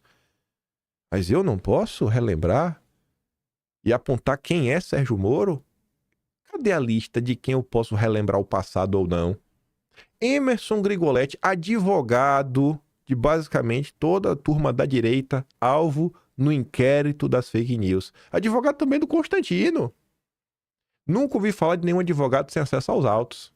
Estava rebatendo o Moro. Major Fabiana, mostrando a hipocrisia do Moro, que dias antes tinha dito: é importante destacar, com grande respeito ao Supremo, que é uma instituição fundamental da democracia. Qualquer decisão tomada deve ser respeitada, embora possa sofrer críticas. E depois ninguém pode questionar a palavra final? Ué, não pode ou não pode criticar Moro? Aí você tem o Fred Rodrigues, que foi candidato da direita bolsonarista nas eleições agora, né? Lá em Goiás, apoiado pelo Geyer. A Suprema Corte dos Estados Unidos não abre nem conduz investigação, não cria leis, não vota contra a liberdade de expressão ou posse de armas. Um juiz não anula atos do presidente. 5 dos 9 juízes são conservadores, aqui nenhum. Prezado, ninguém sério faria esta comparação. Complicado, né? Mas vamos continuar. Jorge Serrão, que trabalha serrafileiras com mão mole, também criticando o Sérgio Moro, cara. Por que isso aqui não é um problema? Porque o problema sempre sou eu. Esse argumento é válido em um país que tem uma Constituição enxuta, principiológica, que reflete o livre debate do povo que a elaborou. Não é o caso da Carta de 88, que precisa ser trocada por uma nova, que garanta de verdade a segurança do direito natural à democracia. Paulo Figueiredo, na época, também criticou. Doutor, o senhor foi juiz federal, ministro da Justiça e tem pós-graduação na Harvard Law School. Não é possível que não saiba a diferença entre o poder de Judicial Review da Suprema Corte Americana, que julga seletivamente 100 casos por ano, e o Supremo, que se mete em tudo. Mas se quiser eu explico. E ainda tem o Carlos Bolsonaro, né? Sérgio Moro utiliza os Estados Unidos quando se trata de defender instituições, ignorando o contexto atual de cada país. Seria maravilhoso caso se espelhasse neles também para defender o povo e seu direito à legítima defesa. E antes de relembrar algumas mensagens do Moro, e o que aconteceu na época, e por que é importante lembrar isso para entender por que hoje o Brasil vive uma ditadura, veja isso aqui, né? Postei lá no Twitter e veio o novo cabo eleitoral do Partido Novo, o juiz Marcelo Bretas. Ele veio falar mal de quem? De mim. Este sujeito é muito chato, intriguento. Deus nos livre de gente assim. Ele está do outro lado do mundo e acha que sabe tudo, falar é fácil. Uai, e eu tô errado? Eu tô mentindo aqui, Marcelo Bretas? Eu acho que eu sei o que eu falo. Eu tento falar de coisas que eu sei, né? Mas eu coloquei essa postagem por uma razão, né? Eu fui ver os comentários. E aí vocês vão entender por que eu quero relembrar a saída do Sérgio Moro e conectar isso com 2026, os liberais, a campanha contra Bolsonaro, o silêncio em relação à tortura que Bolsonaro tá sofrendo, o silêncio em relação à prisão ilegal de Bolsonaro. Aí eu fui ler os comentários, né? E tem todo tipo de comentário, todas as linhas. Não vou falar o nome das pessoas que escreveram, só olhar os comentários. Primeiro comentário. Doutor Bretas, lembra da fatídica reunião onde Moro se opôs à indicação de ramagem? Pois é, tudo começou ali. Então, o Moro não se opôs à indicação do Ramagem. Quer dizer, não. O Moro se opôs à indicação... Na verdade, não é que o Moro se opôs à indicação... Não vou nem lembrar se foi realmente assim. O caso foi que barraram a indicação do Ramagem. O nome que... Eu nem tenho certeza se Bolsonaro estava a todo custo querendo colocar o nome do Ramagem naquele momento. Mas, enfim, tudo começou ali. Mas a pessoa está tentando até tentar entender meio que aconteceu na época.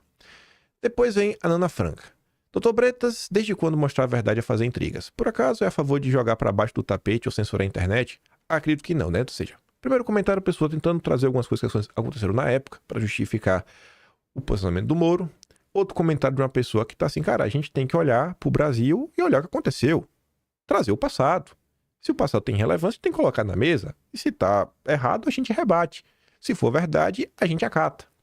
Depois outro cara. Doutor, entendo que o jovem é de fato um antagonista, necessários em qualquer grupo democrático. O antagonista expõe rachaduras, falhas, hipocrisias e abismos. É um contraponto sumariamente importante. Com todo respeito, cordial abraço e excelente semana. Então, um cara ali que acha que é importante debater ideias e ver hipocrisias. Acha que isso é importante. Você tá certo, Kim também. Como juiz, Moro foi o cara. Já como senador, esse aí tentou se colocar no meio de campo. Doutor Bretas, pai prova tudo que fala. Ele apenas mostra verdades. Moro errou muito e em muitas vezes e ainda apoiou o que não devia. O plantio é opcional, mas o colheita obrigatório. Isso aqui meio que me apoiando. Marcelo, apesar de vocês estarem do mesmo lado e estamos lutando contra o lado atual, o Moro faz escolhas erradas na política e calado era um sábio. Agora tem que aguentar as críticas pelas suas escolhas. Ok? Meio dando justificado. E segue, vai seguindo. Mas ele tem um ponto. O Moro defendeu os crimes do Supremo contra a direita. Ele vai manter a opinião dele agora, que é vítima? Eu concordo. Esse aqui é um chato. Com ideias enviesadas demais, mas que ele tem razão em relação ao Moro, ele tem. Que cara frouxo oportunista esse Moro. Eu não acho que frouxo oportunista cabe ao Moro.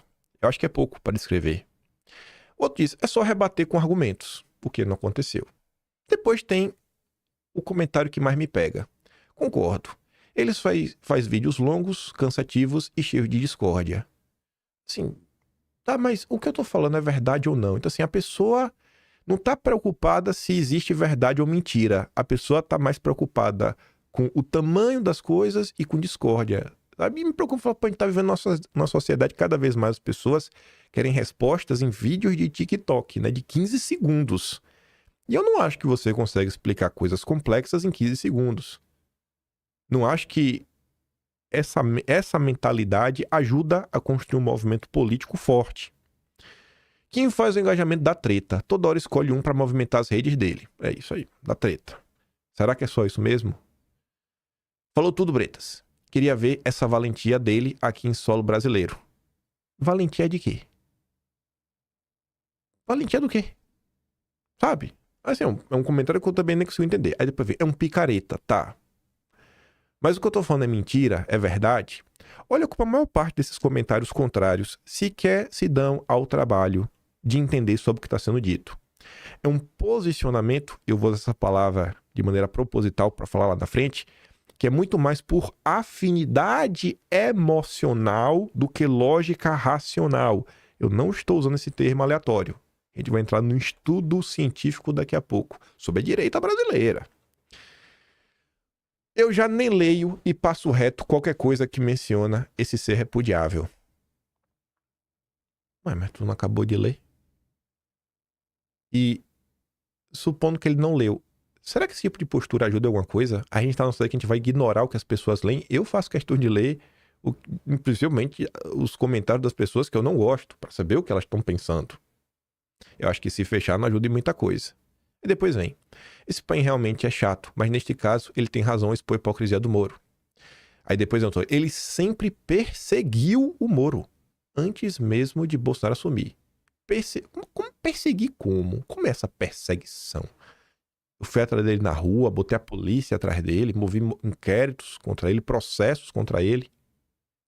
Aí depois o comentário, é infiltrado. Pronto, é infiltrado. É uma pessoa que é de esquerda. E o de baixo complemento, exatamente. Se estivesse aqui no Brasil, Kim já estaria afiliado ao PT ou PDT. Pronto. Eu estaria no PT, gente. Bretas, concordo, ele só atrapalha mesmo. Boa. E por fim, Caras como esse Kim Paim escolhe quem pode errar na vida. Moro pode ter errado em alguma coisa, como foi a saída do governo Bolsonaro, porém já mostrou que se arrependeu. Fez muito mais pelo Brasil do que quem só faz confusão. Então temos que falar sobre isso, né? Será que o Moro realmente errou na sua saída, né, do governo? Será que o Moro errou, velho? Será que só foi um erro? E vejam só, temos que relembrar um pouco da saída do senhor Sérgio Moro. Separei aqui algumas coisas de vídeos antigos. Você vê aqui, ó, episódio 189. Hoje é o 2174, ou seja, 2000 dias atrás. Esse aqui foi o vídeo do dia seguinte da saída do Moro. Foi dia 25 de manhã. Olha isso daqui. Notícia da época. Polícia Federal na cola de 10 a 12 deputados bolsonaristas. Conduzido por Alexandre de Moraes, o inquérito inconstitucional das fake news, que censurou nosso site, vai acabar alimentando o inquérito sobre a carreata inconstitucional bolsonarista, que também é conduzido por Alexandre de Moraes. Curiosamente, essa notícia do antagonista foi parar no Jornal Nacional. Essa notícia foi parar no Jornal Nacional, mas foi parar lá por quê, né? Você vê, o PF na cola de 10, 12 deputados bolsonaristas. Essa é a mensagem aqui, conversa de Moro com o presidente, né, com o Bolsonaro. Isso aqui já é o destaque que o Jornal Nacional deu. Qual era a mensagem que o Moro bateu o print, né? Era essa aqui, ó.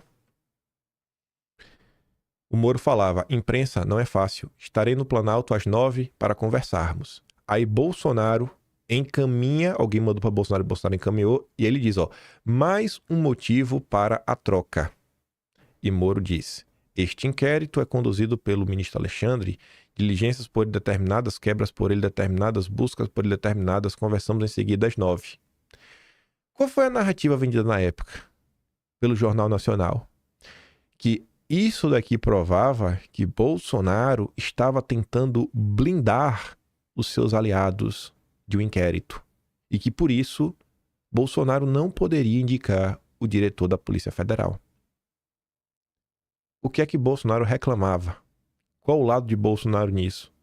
Bolsonaro falou que estava mostrando essa imagem para o Moro para provar que estavam ocorrendo vazamentos recorrentes da Polícia Federal para a imprensa. O tempo todo, vazamento atrás de vazamento, e que isso aí não era bacana e que isso daí tinha que acabar. Isso daí tinha que acabar. Esses deputados na mira, isso daqui foi dia 24 de abril, no dia 27 de maio, né, um mês, 3 dias depois, foram alvos da busca e apreensão, que também bateu lá no Terça Livre e bateu na porta de outras pessoas. E aí, olha que curioso, olha esse print aqui do celular do Moro. Tu tá vendo que não tem a resposta de Bolsonaro? O Moro não deu nem tempo para Bolsonaro, né, respondê-lo. E aqui é o print que foi parar na TV. Aí, olha só como são as coisas, né? Que foi que o pessoal notou na hora. Que foi print parou na TV. Se alguém ainda tem dúvidas das intenções do Moro, é só ver que ele tirou o print da conversa às 7h33, no mesmo instante da resposta. Ele nem esperou a coletiva do presidente às 17h. Às 10 da manhã, a Globo já sabia do discurso dele. Já acordou com esse objetivo, tudo premeditado. Moro fez tudo o que fez de caso pensado. Ele manda às 7h33 e bate o print. Na mesma hora. De caso pensado para incriminar Bolsonaro. Isso daqui foi um erro? E ele se arrependeu disso daqui como? Por que a gente não pode aprender isso daqui? Por que a gente tem que varrer esse tipo de coisa para debaixo do tapete? A grande luta dele não é pela liberdade de expressão? Aí, passar 2 dias depois. Aqui tá a notícia da época, né? Falando do que tá acontecendo e tudo mais. Tinha coisa para comentar. Deixa eu ver se tá aqui nesse vídeo. Tá, acho no vídeo seguinte, o 190. Mas nem coloquei aqui. Que é a matéria da Bela Megali, às 10 da manhã, né? Tudo premeditado, a saída do Moro. Aí olha só que curioso.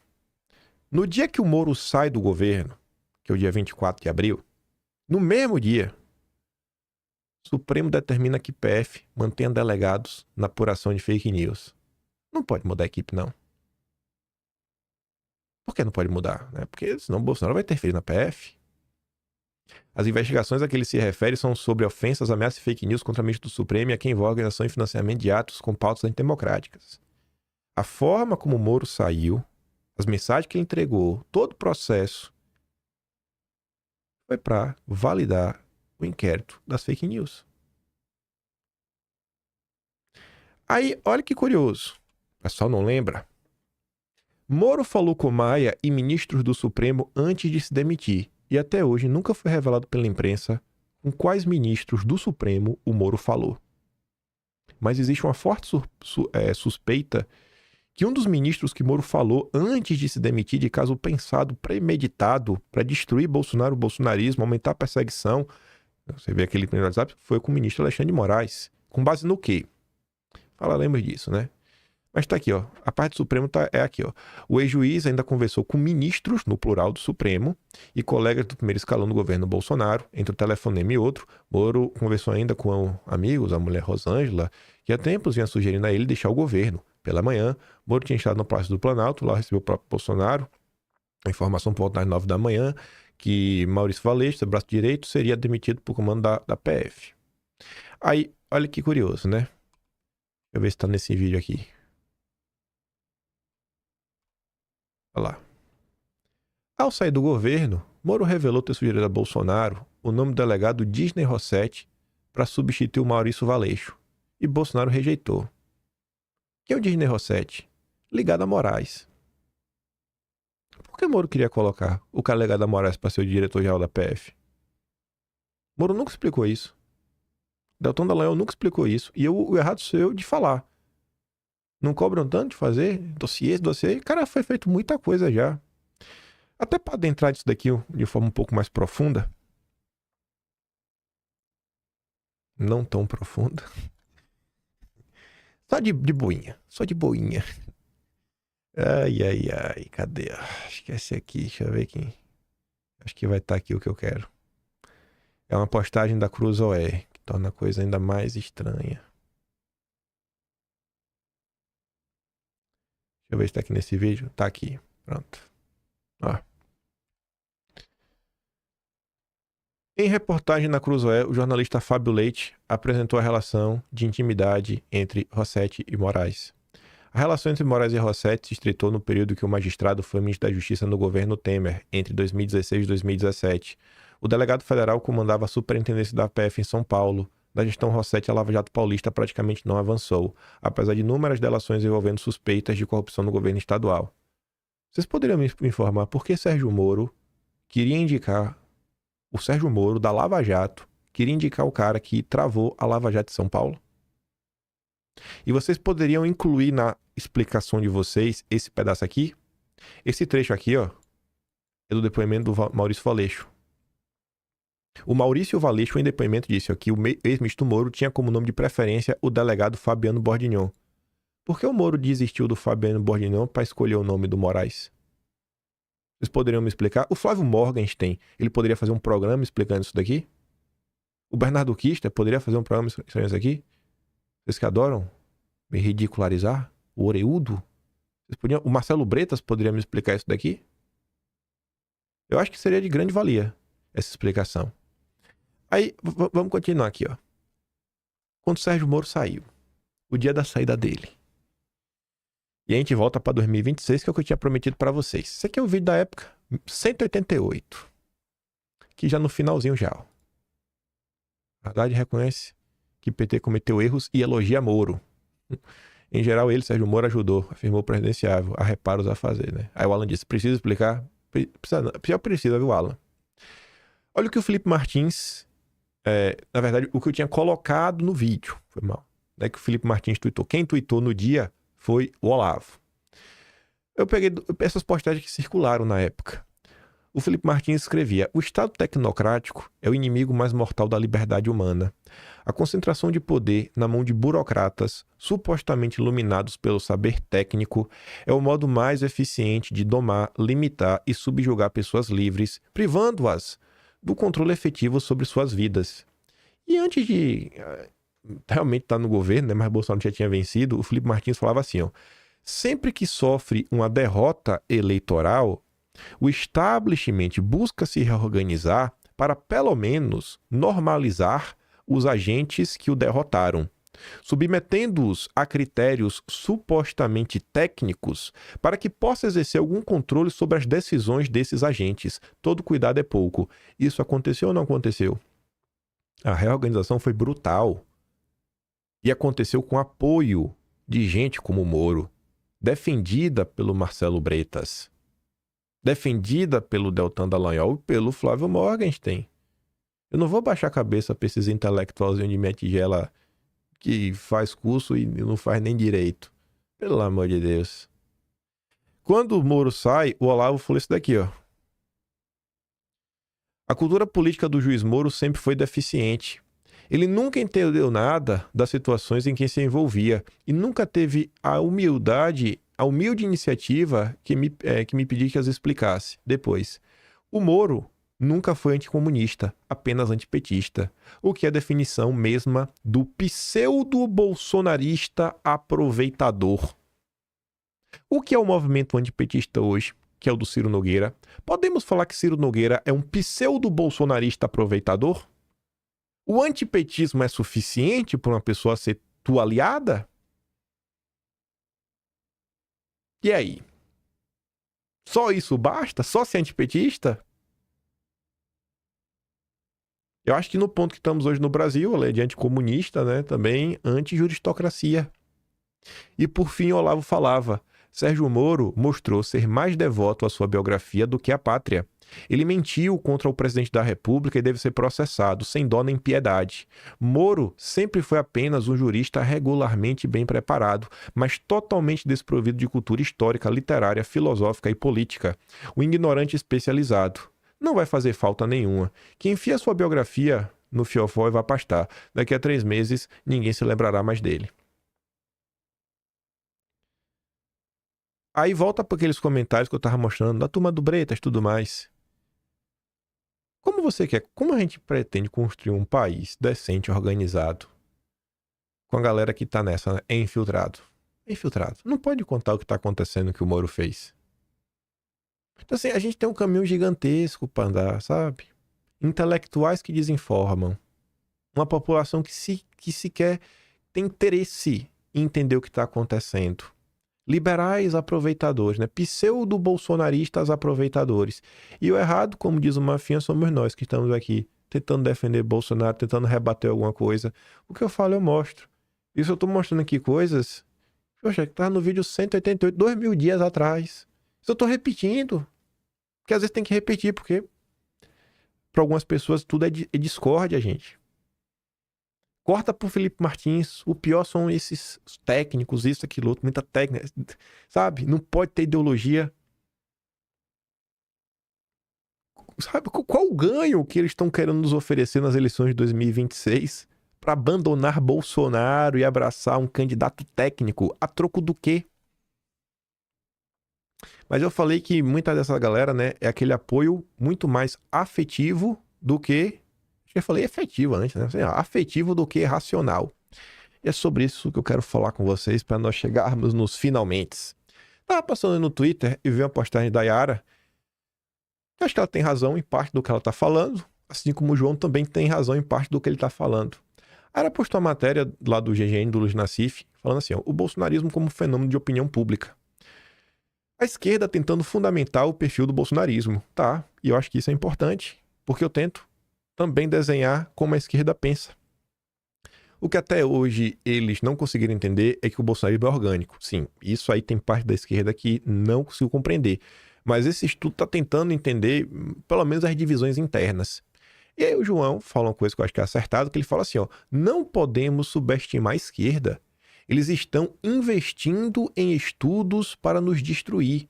Enquanto isso, os deputegues de direita seguem lavando a alma em vídeos lacradores no YouTube. Eu fui dar uma olhada nisso, né? Tirei aqui um pouco de ordem a tabela. O bolsonarismo como fenômeno de opinião pública. Ferri Júnior propõe uma nova metodologia de análise do comportamento político e oferece uma visão mais precisa do eleitorado de Bolsonaro. Eu ainda acho que está muito aquém, mas eles estão começando a tentar entender. E aí ele coloca ali, ó, conclusão. O bolsonarismo não é um bloco ideológico homogêneo, não é mesmo, mas uma colisão de perfis distintos, porque ele vai considerar bolsonarista todo mundo que vota em Bolsonaro. Tem muita gente que vota em Bolsonaro porque não quer o Lula, né? Mas que na primeira oportunidade quer destruir o bolsonarismo. Há antipetistas liberais, autoritários militaristas, moralistas religiosos, unidos mais por rejeição à esquerda do que um projeto em comum. A pesquisa refuta a ideia de que o bolsonarismo possa ser reduzido a discurso populista ou ideologia reacionária coerente. É muito mais complexo do que isso, né? Até encontrar uma ideologia coerente é difícil. O voto bolsonarista combina valores conservadores e políticas sociais, revelando a complexa interseção entre religião, segurança e antipetismo na formação da direita brasileira contemporânea. Ele só dividiu em 3 blocos, que eu acho que são muito mais do que 3 blocos. Mas qual é a tese dele? Que eu não acho que está de toda errada. Eles estão se esforçando para entender. Enquanto isso, parte da direita quer olhar para o lado de lá como se todo mundo fosse igual. E às vezes está todo mundo comunista. Ciro Nogueira é comunista, Kassab é comunista, Moraes é comunista, Dilma Mendes é comunista, Lula é comunista, todo mundo é comunista. Não dá para ser todo mundo comunista ao mesmo tempo, sabe? É uma definição ruim. Eu acho ruim, acho melhor entender as nuances que existem na esquerda, conseguir classificar melhor. E muito mais importante do que o rótulo, o nome do rótulo, é o que o bloco pensa. Por isso que eu achei que esse cara até mandou bem. Esquecendo o rótulo, desses aqui, eu acho que o melhor que ele utilizou foi o primeiro, liberal antipetista. O outro, militarista punitivista, evangélico conservador. O que é o liberal antipetista? Progressista nos costumes, sim. A galera da Faria Lima. E nas políticas sociais, baixo apoio ao militarismo, pouco religioso. Interpretação, eleitores que não compartilham valores conservadores, não têm ideologia, a ideologia deles é o dinheiro, mas rejeitam o PT, né? Antipetismo puro. Depois vem o militarismo punitivista. É um nome ruim para classificar aquele cara, como é que eu posso falar? Meio pragmático que ele coloca aqui, né? Aquele cara que não é de esquerda, mas que acha que às vezes política é um negócio que ele não tá muito interessado, ele quer resolver. Conservador em segurança e moral, favorável a muita coisa, mas progressista em políticas sociais. Lei e ordem pragmático, mas próximo do discurso de segurança bolsonarista. E ele coloca como ultraconservador, né? Muito conservador em temas morais. Ou seja, o cara que realmente tem uma ideologia, mas apoia políticas sociais. Base ideológica do bolsonarismo. Olha que curioso. Ele acha que é estranho que a galera que apoia as políticas sociais, ela que apoia mesmo, vão ser esses dois. Esse aqui ele só fala que é progressista nas políticas sociais, mas apoio mesmo a políticas sociais somos nós, os bolsonaristas, com ideologia, e aquele cara mais à direita que é que lasque com tudo, vá pra cima do sistema, contra o regime. Essa galera apoia as políticas sociais. O liberal não.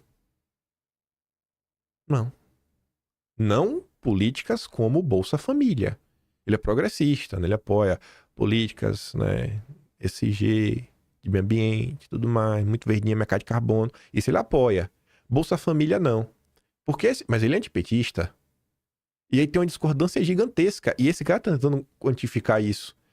E aí esse mesmo cara acha que se você apoia a Bolsa Família, você obrigatoriamente é de esquerda. E assim, a questão da Bolsa Família é porque ninguém quer ver o Brasil passando fome, né? Pelo amor de Deus, o ideal é que ninguém precisasse de nenhum tipo de apoio do governo. Eu sei que fui lá, peguei o texto para dar uma lida. Você vê aqui, ó. O artigo foi publicado, acho que essa revista aqui é da Unicamp, que é a revista CESOP. O bolsonarismo como fenômeno de opinião pública. É um artigo, 20 e poucas páginas, que é referendado, fez várias análises de dados, clusters, perguntas. O cara foi atrás. A galera da esquerda está tentando entender. A galera da esquerda está tentando entender, enquanto parte da direita sequer quer abrir o coração para ouvir sobre Sérgio Moro. E ele terminava na conclusão falando: identifiquei 3 abordagens principais para o estudo do bolsonarismo.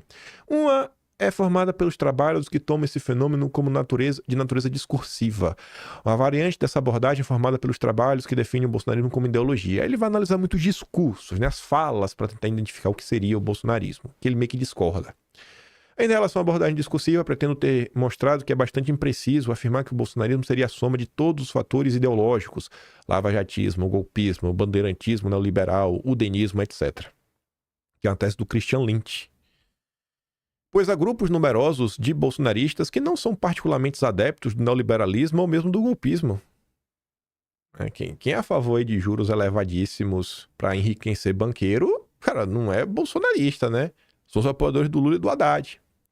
Por fim, os trabalhos dessa vertente são incapazes de identificar as diversas combinações de preferências, suas diferentes intensidades, que formam o eleitorado bolsonarista, coisa que conseguimos fazer neste artigo.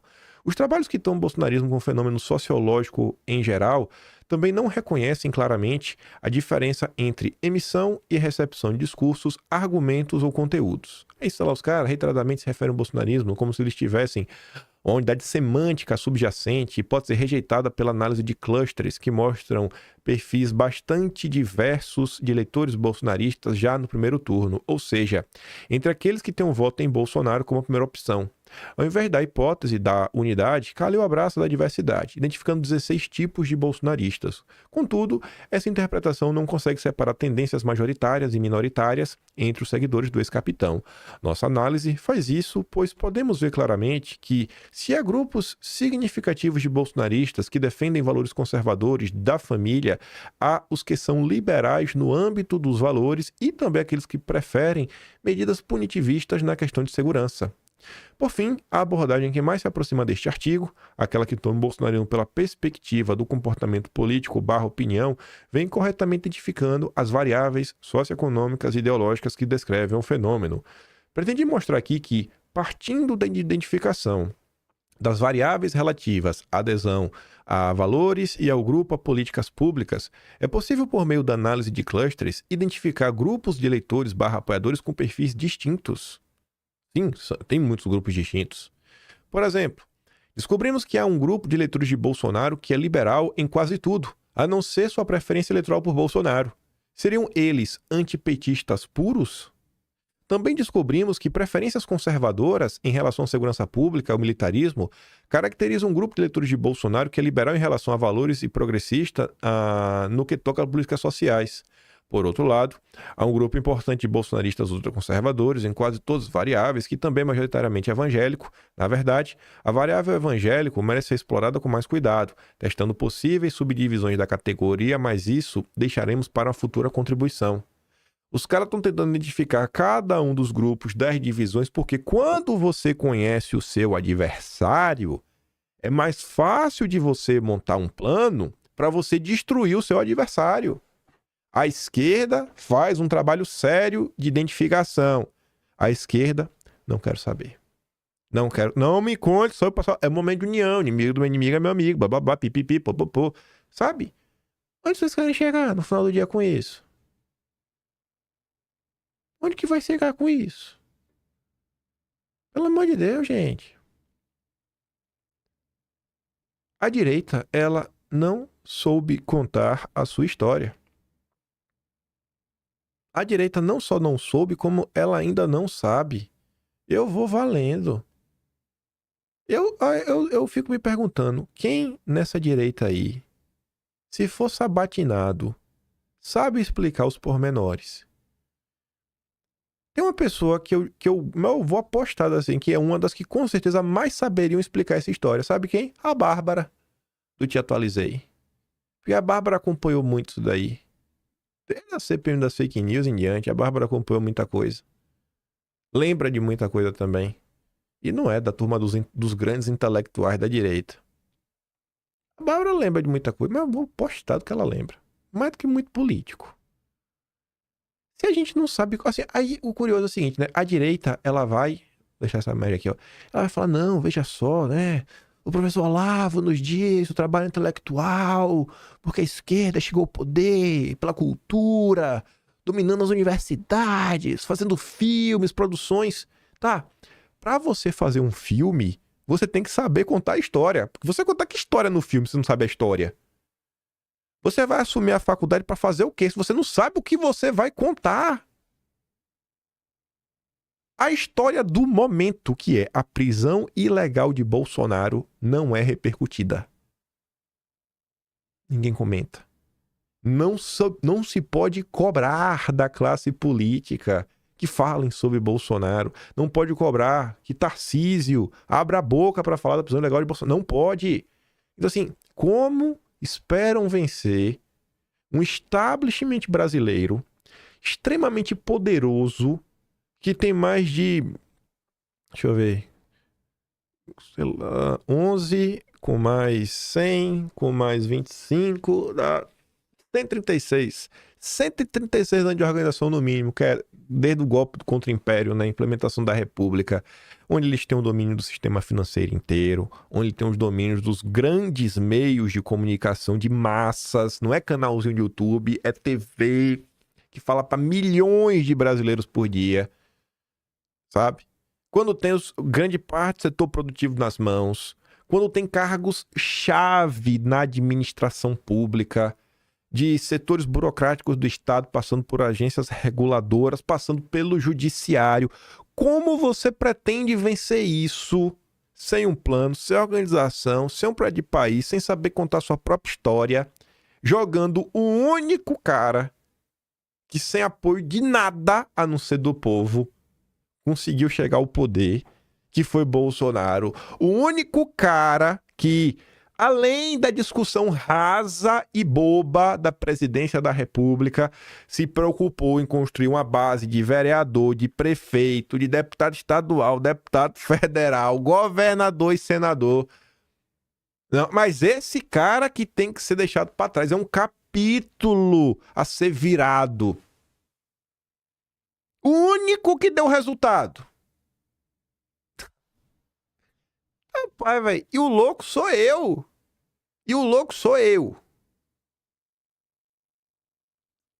Sério, se você acha que eu tô meio louco, você me diz, não, irmão, você me diz com argumentos, né? Você tá louco por causa disso. Jogue Bolsonaro do abismo, que ele já foi. Aí você me fala aí que às vezes eu posso estar louco também, né? Enfim. Eu me recuso a comprar a narrativa da imprensa e a narrativa aí de setores da direita, principalmente os mais simpáticos aí, a turma do Novo, a turma do mercado financeiro. Tô de boa. Prefiro seguir apoiando aí o Jair, se não for o Jair, o Eduardo. Acho que ideologia é importante, sabe? Acho que a eleição não é só a presença da República. Acho importante ter um representante numa eleição majoritária como esta, porque você tem que eleger uma bancada grande também de pessoas alinhadas, porque as pessoas alinhadas vão colocar assessores alinhados, pessoas boas dentro da máquina, que fé em Deus. Poxa, daqui a 2 anos, né, 2 anos depois da eleição, se elegem vereadores, quem sabe até prefeito. Na próxima eleição pode vir para deputado estadual e ir crescendo, alimentando, porque esse é o processo de qualquer lugar no mundo, de alguém que quer crescer, do que eleger gente que tem um governo de um estado na mão e não dá uma secretaria que seja para alguém, porque é ideológico demais, é radical demais, que quando o Bolsonaro está sendo preso ilegalmente, não abre a boca para falar nada. O cara é Eduardo Bolsonaro mesmo, na cabeça. Vai, Dudu, vai que é tua. Vai que é tua, Dudu. E vamos que vamos. Ai, falei o que eu tinha para falar hoje. Vou mandar os vídeos que eu dei lá no canal. É isso, né? Aprenda a história da perseguição. Porque se fala assim, não, lá na frente, né? O mundo vai saber a verdade. Tu vai ter que saber contar a verdade, né? Que verdade que tu vai contar? Que verdade que tu vai contar? A verdade que está registrada no Atlas Brasileiro, kimpaim.com.br. O único registro, porque é o único mesmo da história nacional, inclusive dando muito destaque, né, ao lado da direita e desmentindo muitas vezes o que sai na imprensa da época, né? Os eventos, tudo que aconteceu de 1º de janeiro de 2003 até hoje. Mas que, segundo o Flávio Morgan, a gente tem um passo da revista Caras. Só são prints. Os prints que tanto machucam. Eu fico por aqui. Se gosta do meu trabalhinho, quiser ajudar um pouco mais, para assinar membro do canal, tem um botão de valeu, tem um Patreon na descrição. Vejo vocês amanhã. Aquele grande beijo e abraço. Tamo juntos. Valeu, meus amigos. Fui!